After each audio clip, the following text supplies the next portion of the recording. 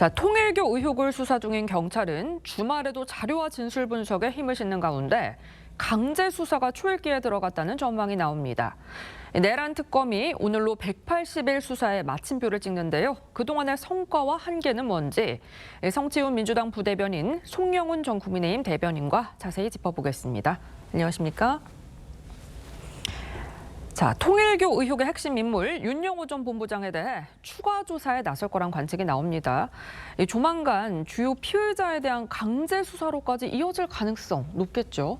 빠르게 진행되어야 된다고 생각합니다. 일단 관계자들이 혐의를 좀 적극적으로 부인하고 있는 상황이기 때문에 수사를 통해서 밝혀야 될 부분들이 많을 거라고 보고요. 일단 특검이 이첩을 너무 늦게 한 거에 대한 비판에서 자유로울 수 없죠. 네. 다만 특검이 통일교에 대한 압수수색 그리고 윤영호 전 본부장에 대한 압수수색 이런 것들은 이미 진행을 했기 때문에 자료는 어느 정도 확보가 되어 있을 거라고 생각을 합니다. 다만 지금 윤영호 전 본부장의 최초 발언에 의해서 전재수 전 장관이나 김규환 전 의원 등 민주당을 비롯한 국민의힘 정치권 인사들에 대한 로비 정황들이 추가적인 증거를 갖고 있는지, 그리고 이거를 부인하는 그 혐의자들은 어떻게 부인을 하는지 이런 것들을 빠른 수사를 통해서 밝혀내야 된다고 보고 있고요. 민주당 입장에서는 이런 것들 빨리 밝혀줘야 되는 이유 중에 또 하나가 내년에 이제 지방선거가 곧 있잖아요. 근데 전재수 전 장관이 유력 후보 중에 한 명이기 때문에 이건 부산 유권자들을 위해서라도 정말 혐의가 있는지 없는지를 빨리 밝혀주는 것이 필요하다는 입장을 갖고 있습니다.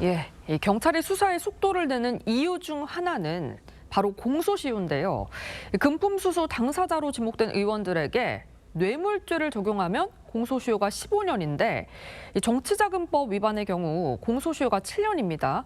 이 공소시효 역시 수사 속도를 높일 수밖에 없는 요소라고 봐야 될까요? 예, 그렇게 볼 수 있죠. 일단 공소시효의 경우에 말씀하신 것처럼 정치자금법 위반을 적용하면 7년입니다. 그러면은 2018년에 발생한 정치자금법 위반죄에 관해서는 금년이 끝나면은 2018년 말에 있었던 일도 더 이상 처벌하는 것이 불가능합니다. 그런데 물론 이게 뇌물로 인정이 되면은 3천만 원 이상의 뇌물은 특정범죄가중처벌법상 뇌물죄가 적용되기 때문에 법정형이 5년 이상의 유기징역이고 그렇게 되면은 공소시효가 10년으로 늘어납니다. 따라서 아직은 수사에 조금 더 여유가 있다고 볼 수 있지만 문제는 직무 관련성을 입증할 수 있느냐의 문제가 있기 때문에 경찰 입장에서는 공소시효가 도과되는 일이 없도록 최대한 빨리 수사를 해야 되겠죠. 그리고 또 한 가지 문제는 증거인멸의 가능성입니다. 사실 특검이 윤영호 전 통일교 세계본부장으로부터 이 금품 제공에 관한 진술을 받아낸 것이 올해 8월 22일입니다. 그런데 경찰 국가수사본부에 사건을 이첩한 것은 12월 9일이거든요. 그럼 109일 동안 수사도 하지 않고 이첩도 하지 않고 사건을 방치했습니다. 그동안에 만약에 당사자들이 그 수사에 관한 정보를 알 수 있었다면 수많은 증거인멸이 이루어졌을 법한 상황이고 12월 5일 이후로 이 문제가 언론 보도를 통해서 가시화된 이후로는 또 이미 많은 증거인멸이 있었을 수도 있는 상황입니다. 그렇기 때문에 경찰이 지금 한시라도 빨리 압수수색 영장을 신청하고 검찰과 법원을 거쳐서 영장을 발부받음으로써 강제 수사에 조속하게 나서야 된다. 이런 말씀을 드리는 것입니다. 이 통일교 금품수수 의혹에 대해서 통일교 측에서는 윤영호 전 본부장의 개인 일탈이다라면서 선을 긋고 있는데 한학자 총재가 TM, 트루 마더, 그러니까 참 어머니란 뜻인데요. 이 TM이라고 불리면서 로비에 깊숙이 개입했다. 이런 정황들이 속속 드러나고 있어요. 지금 통일교의 입장과 윤영호 전 본부장의 입장은 명확하게 갈리고 있죠. 통일교는 윤영호 전 본부장 개인의 일탈 행위일 뿐이라고 말하고 있습니다만 윤영호 전 본부장은 본인이 어떻게 한학자 총재의 말을 거스를 수 있었겠느냐. 그리고 지금 전방위적인 로비나 이런 것들에 수억 원이 들어갔을 것으로 생각이 되는데 이 비용 역시 본인이 어떻게 개인의 일탈로 이거를 뺄 수 있었겠느냐라고 주장을 하고 있기 때문에 이거는 들여다봐야 되는 부분이라고 생각합니다만 저는 국민들이 느끼실 때 통일교의 권력 서열에서 몇 손가락 안에 드는 세계본부장의 위치에 있는 사람이 이런 행위를 할 때 총재가 모르고 있었겠느냐. 그리고 사실 2022년 이 전방위적인 로비가 이루어졌다고 보고 있는 22년 전후로 했을 때 이때가 뭔가 통일교 한학자 총재로서는 이 내부의 권력 다툼 문제도 있고 일본에서의 통일교 문제도 있고 뭔가 전방위적인 로비를 할 수밖에 없는 정황적 증거나 상황들이 설명이 되고 있는 상황이거든요. 그렇기 때문에 이런 통일교의 설명에 대해서 공감하실 국민들은 전 그렇게 많지 않을 거라고 보고 있습니다. 지금 말씀하신 것처럼 드러나는 정황으로 볼 때 이게 개인 일탈이겠냐, 뭐 꼬리 자르는 거 아니냐 이런 지적도 있거든요. 개인의 일탈일 리가 없다고 생각합니다. 왜냐하면 그것이 개인의 일탈이려면 정치권 인사들을 상대로 금품을 제공할 때 그 돈도 윤영호 본부장이 스스로 조달했어야 되지 않겠습니까? 그렇게 해야 될 만한 어떤 유인이나 동기를 찾아보기 어렵죠. 오히려 어제 한국일보가 단독 보도한 내용을 보면은 그 압수수색 과정에서 한학자 하락자 총재의 현금 280억 원 상당 되는 그 막대한 금원이 발견됐다는 것 아니겠습니까? 예. 물론 범죄와 관련성이 있다고 보기는 어려워서 압수를 하진 않았지만은 그게 발견됐다는 것 자체가 그러면 통일교가 막대한 현금을 보유하고 있고 언제든지 정치권 인사들에게 그것을 뿌려서 로비할 수 있는 그런 위치에 있다는 것을 보여주는 것입니다. 그렇다면은 이것은 결코 어떤 개인의 일탈이 될 수가 없는 것이고 어디까지 정치권에 로비를 했고 뇌물이나 불법 정치 자금을 제공했는지를 발본색원해야 되는 것입니다. 그것을 현 정권의 여당 중진 국회의원이 장관을 맡고 있는 행안부 아래에 있는 경찰이 제대로 수사할 수 있을 것으로 보기는 어렵고 그렇기 때문에 중립적인 특검이 수사해서 우리 정치권의 거악을 일소하는 계기로 삼아야 된다. 이렇게 말씀을 드립니다. 네, 그런데 통일교 의혹의 키맨 윤영호 전 본부장의 진술. 왜 달라졌을까요? 진술의 신빙성을 의심하는 시각도 있지만 이게 허위로 보기엔 너무 상세하다. 진위를 가릴 필요성은 충분하다. 이런 의견도 있거든요. 말씀하신 것처럼 굉장히 진술이 상세하죠. 예를 들어서 전재수 전 장관은 물론 명백하게 부인하고 있다는 점을 아울러 말씀드립니다만 윤영호 씨의 진술을 보면은 전재수 전 장관에게 제공된 시계 2종의 브랜드를 정확하게 이야기합니다. 예. 그리고 4천만 원의 현금을 제공했다고도 이야기하고 그것을 작은 상자에 담아서 제공했다. 그리고 전재수 전 장관이 받지 않으려고 하니까 이건 복돈이니까 받아도 괜찮다라고 해서 받았다. 이런 내용까지 말하고 있습니다. 중요한 것은 윤영호 씨가 구속된 상태에서 그런 여권 핵심 정치인의 이름을 거명하면서 구체적으로 진술할 때 그것이 허위 진술일 경우 본인에게 무슨 이득이 되겠는가 하는 점입니다. 예. 즉 허위로 가장된 진술을 해야 될 아무런 이유를 찾아보기가 어려워요. 그렇다면 이것은 정확하게 수사를 해서 진위를 규명해야 되지 않겠습니까? 그리고 이 사안은 지금 윤영호 씨의 진술만 있는 것이 아니고 윤영호 전 본부장과 통일교 이현영 전 부회장 간의 녹음 파일이 3개가 있죠. 예. 그 통화 녹음 파일이 합하면 41분 분량인데 등장하는 정치권 인사들이 23명이나 됩니다.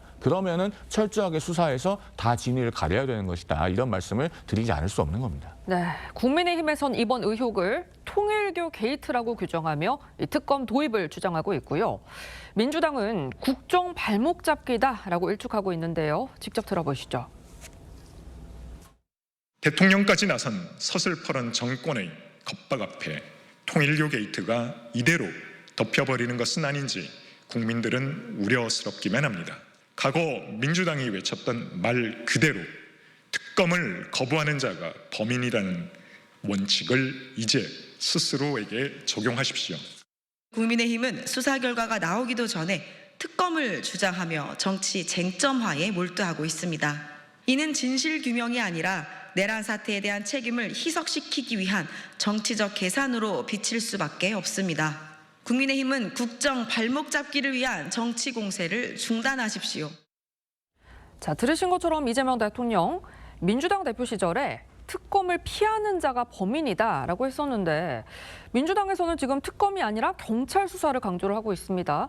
내로남불 아니냐 이 지적 어떻게 들으십니까? 민주당이 내로남불이면 국민의힘도 똑같이 내로남불이 되겠죠. 왜냐하면 저희 당이 특검을 주장할 때 국민의힘이 늘 특검에는 비용이 들어가고 국민 세금으로 치러지는 것이기 때문에 일단 수사 결과를 보고 미진했을 때 국민들이 필요성을 느낄 때 진행을 해야 된다고 얘기를 했었잖아요.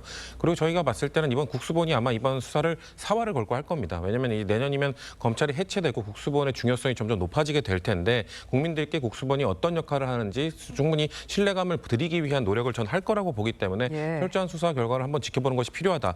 다만 아마 이 수사 과정에서 추가적인 증거가 나올 경우 특검의 필요성이 높아질 가능성도 배제할 수는 없습니다. 예를 들면 뭐 권성동 의원 같은 경우에는 보통 뇌물을 공유한 사람들이 증거를 남겨놓거든요. 예. 사진, 문자 이런 것들 때문에 사실 특검에 의해서 권성동 의원을 수사한 건데 지금 나오는 사람들에 대해서는 뭐 저희 당 인사도 있습니다만 국민의힘 인사까지 포함해서 뭐 추가적인 사진이나 문자 증거들이 나오지 않고 있거든요. 그런 걸로 봤을 때 추가 증거가 혹시나 나오게 된다면 국민들께서 느끼실 때 집권 여당에 대한 수사이기 때문에 국수본이 하기엔 좀 부족하지 않을까라는 생각을 가질 수도 있습니다. 그때 되면 특검의 필요성이 다 자연스럽게 논의될 것이기 때문에 아직까지는 그래도 국수본의 수사 결과를 초기에는 지켜보는 게 저는 필요하다는 게 저희 당의 입장입니다. 네, 경찰은 국민의힘이 고발한 민중기 특검팀의 직무유기 혐의 사건도 서울경찰청으로부터 넘겨받아서 이거 수사를 진행할 예정인데 민중기 특검팀의 직무유기 여부, 이걸 가릴 쟁점이 뭐가 될까요? 우선 특검 내부의 진술을 정확하게 확보를 해야 될 텐데요. 경찰이 그것을 할 수 있을지가 상당히 좀 의문입니다. 왜냐하면은 이걸 직무유기 또 더 나아가서 특가법상의 뇌물 혐의인데도 수사하지 않고 은폐한 특수직무유기에 해당하는지를 규명을 하려면 일반적으로 검사들이 범죄의 단서를 인지했을 때 그 후 어떤 절차를 거치는가, 즉 통상적인 사건 처리가 어떠한지를 아주 디테일하게 알아야지만 이게 입증이 가능합니다. 예. 그런데 경찰은 검찰이 통상적으로 어떻게 사건 처리하는지에 대해서는 디테일하게까지는 알기가 어렵죠. 그렇기 때문에 국민의힘에서도 특검을 이야기하는 겁니다. 이건 원래 특검이 수사를 했어야 될 사안이고 수사를 할 수 있는 사안입니다. 김건희 특검법 2조 3항 2호에 보면은 영장에 의해서 확보된 증거물이 공통된 사건은 관련 사건이라고 규정을 하고 있어요. 그렇기 예. 때문에 특검의 수사권이 있는 것인데 앞서도 말씀드렸듯이 무려 109일 동안 수사도 하지 않고 이첩도 하지 않고 방치하면서 당사자들이 알았다면은 증거 인멸을 할 수 있는 시간을 벌어줬습니다. 정확하게 규명을 해야 되고 그것을 경찰 차원에서 정확하게 가릴 수 없다면은 역시나 특검을 도입해서 밝히는 수밖에 없다라는 말씀을 강조해서 드리겠습니다. 네, 막바지로 향해 가는 내란 특검 소식도 짚어보겠습니다. 이 내란 특검이 오늘로 수사를 마치고 내일 최종 결과를 발표합니다. 그동안의 성과에 대한 내란 특검팀의 입장부터 들어보시죠. 지하 주차장으로 들어가지 않은 이유 있으실까요?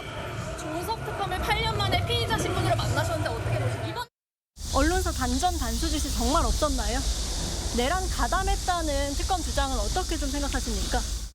조태용은 방첩사의 정치인 체포활동을 지원하라는 윤석열 전 대통령의 지시를 보고받아 국가안전보장에 중대한 영향을 미치는 폭동행위가 발생하고 있음을 인지하고도 국정원장으로서 아무런 조치를 취하지 않고 그러한 사실이 드러나자 자신의 직속 부하를 거짓말장애로 치부하면서 자, 내란 특검은 윤석열 전 대통령을 재구속했고요. 비상계엄 국무회의에 참석했던 한덕수 전 총리 등 국무위원들을 내란 혐의로 재판에 넘겼는데 구속영장은 기각이 됐습니다. 이 내란 특검의 180일 평가를 해주신다면요. 일단 뭐 국무회의 CCTV 공개를 통해서 많은 국민들이 윤석열 전 대통령을 비롯한 뭐 한덕수 전 총리, 최상목 전 부총리 등등의 거짓말이 얼마나 심하게 이루어졌는지를 다 눈으로 확인을 했습니다. 그런 성과도 있었다고 보고 있고요. 그리고 뭐 즉흥적, 뭐 우발적으로 했다라는 이런 계엄, 그 윤석열 전 대통령의 주장과 달리 상당히 오랜 기간 이 계엄에 대해서 준비를 해왔다라는 것이 지금 특검 수사를 통해서 지금 밝혀지고 있고 예. 단순히 또 민주당의 무슨 뭐 입법 폭주 때문이었다라고 주장한 것과 달리 뭐 예를 들면 한동훈 전 대표에 대한 반감, 분노 이런 것들도 계엄의 계기로 작동했다는 것도 밝혀졌고요. 또 뭔가 김건희 여사의 수사를 막기 위한 이런 것들을 전방위적으로 펼치다가 그런 것들이 이루어지지 못하자 결국 계엄으로 갔을 거라는 지금 의혹의 증거들도 지금 나오고 있습니다. 이런 걸 봤을 때 아마 내일 종합적인 이제 결과를 발표하게 될 텐데 아마 그 결과 발표 내용에는 그래서 윤석열 전 대통령은 어느 정도 어느 시점부터 이 계엄을 기획한 것인지 그리고 계엄의 동기는 도대체 무엇이었는지 이런 것들이 이 180일 동안 특검의 수사를 통해서 확보된 증거를 통해서 국민들께 알려드리게 될 겁니다. 그렇기 때문에 지금까지 이 계엄에 대해서 뭐 계몽령이었다 등등의 주장을 했던 윤석열 전 대통령의 주장이 얼마나 거짓된 것이었는지를 밝혀내는데 특검의 성과가 있었다고 좀 볼 수 있다고 생각합니다. 네, 그간의 성과는 어떻게 보시나요? 일단 조은석 특검팀이요. 헌정사상 가장 긴 수사기간 그리고 가장 방대한 수사 인력을 부여받았습니다. 2017년에 국정농단 특검팀이 파견 검사 수가 20명이었습니다. 그리고 당시 수사 기간은 70일이었거든요. 그런데 조은석 특검팀은 파견 검사 수 60명, 그리고 중간에 법을 바꿔서 파견 검사 정원이 70명까지 늘어났습니다. 파견 공무원의 정원은 140명이었습니다. 앞서 저희가 이야기 나눈 것처럼 수사 기간은 무려 180일이었어요. 예. 180일 동안 파견 검사, 파견 공무원, 특검보, 특검까지 217명이라고 하는 메머드급 인원을 데리고도 지금까지 계엄의 동기조차 정확하게 밝혀내지 못했습니다. 우리 국민들 누구나 다 지금 계엄을 왜 했는지 이해하지 못하고 계시고 그건 저도 마찬가지거든요. 그런데 조은석 특별검사는 처음에 임명되었을 때 사초를 쓰는 자세로 임하겠다고 했습니다. 그 사초의 첫 장조차 제대로 쓰지 못해왔다라는 점에서 긍정적인 평가를 내리기는 어려운 특검이라고 보여집니다. 네, 지금까지 정치권 쟁점 짚어봤습니다. 두 분 말씀 여기까지 듣겠습니다. 감사합니다.